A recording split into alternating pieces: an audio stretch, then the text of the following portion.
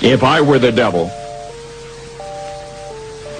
if I were the prince of darkness, I'd want to engulf the whole world in darkness, and I'd have a third of its real estate and 4/5 of its population, but I wouldn't be happy until I had seized the ripest apple on the tree, thee.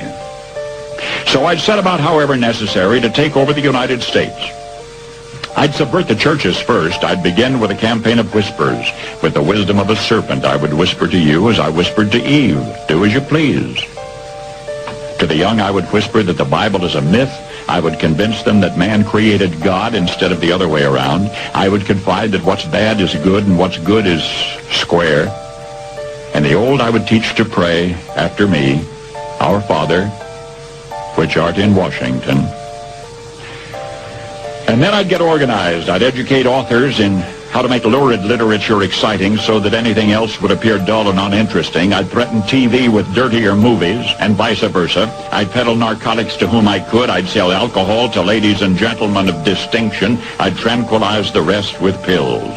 If I were the devil, I'd soon have families at war with themselves, churches at war with themselves, and nations at war with themselves, until each in its turn was consumed. And with promises of higher ratings, I'd have mesmerizing media fanning the flames. If I were the devil, I would encourage schools to refine young intellects, but neglect to discipline emotions. Just let those run wild. Until before you knew it, you'd have to have drug-sniffing dogs and metal detectors at every schoolhouse door. Within a decade, I'd have prisons overflowing.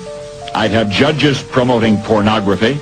Soon I could evict God from the courthouse, then from the schoolhouse, and then from the houses of Congress. And in his own churches, I would substitute psychology for religion and deify science. I would lure priests and pastors into misusing boys and girls and church money. If I were the devil, I'd make the symbol of Easter an egg and the symbol of Christmas a bottle. If I were the devil, I'd take from those who have and give to those who wanted until I had killed the incentive of the ambitious. And what'll you bet? I couldn't get whole states to promote gambling as the way to get rich. I would caution against extremes in hard work, in patriotism, in moral conduct. I would convince the young that marriage is old-fashioned, that swinging is more fun, that what you see on TV is the way to be. And thus I could undress you in public, and I could lure you into bed with diseases for which there is no cure. In other words, if I were the devil, I'd just keep right on doing what he's doing.